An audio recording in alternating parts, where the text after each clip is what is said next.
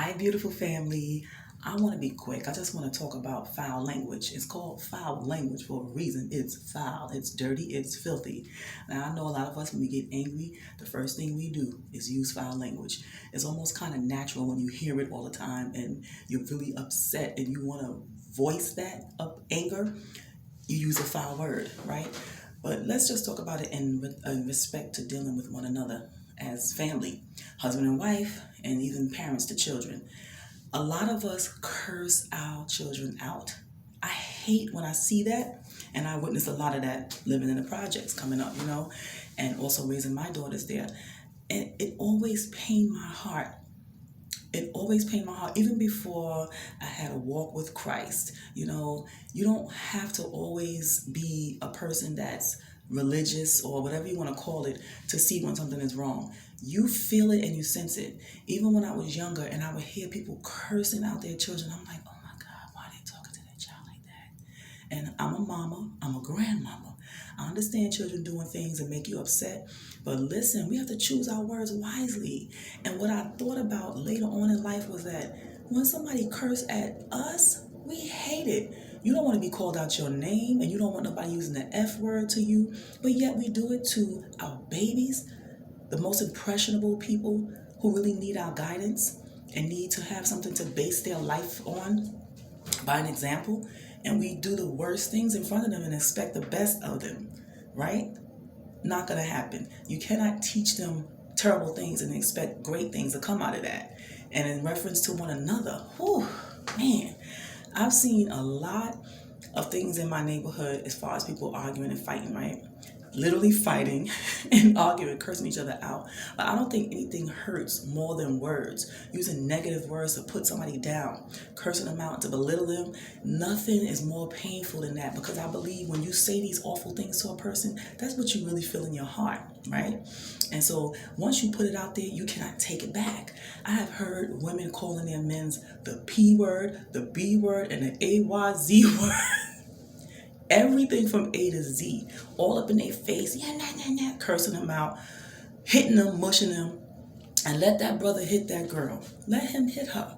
All hell's gonna break loose, but you can hit him, be up in his face, cursing him out. The point is, men and women do awful things to one another.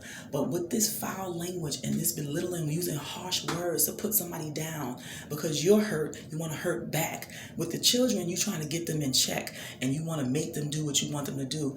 Using these foul words never help. None of us like to be talked to that way. Have I done that in the past with my children's father when he and I got into angry arguments and stuff like that? Yes. When I look at myself back then as a young person in her 20s as opposed to who I am now, I'm like, wow, you girl, you were doing some stuff. And it's not necessary. And I realized when I did it, it was because I was hurt and I wanted to lash back. But do I want him talking to me that way? No, he never did. He never called me out my name. That wasn't the kind of man he was, thank God.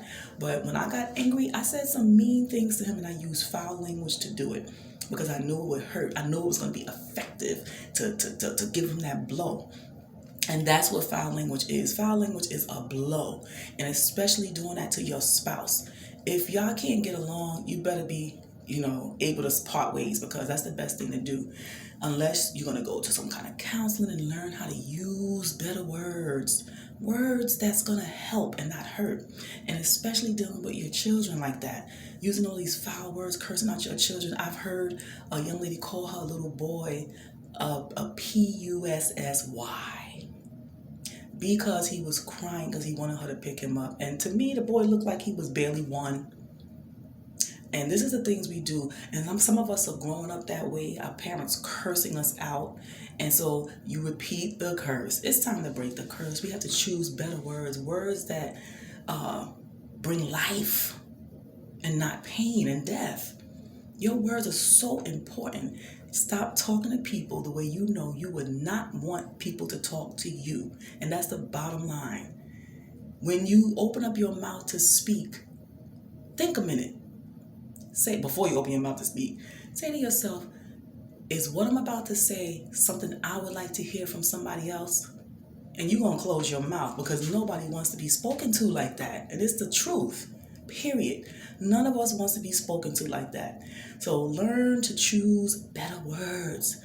All this cussing and carrying on and name calling is never going to make anything better. It's just going to make things worse. And people are going to remember that. When something hurts, you keep it in, you hold it, you remember, you recall. And it's going to cause bonds to break.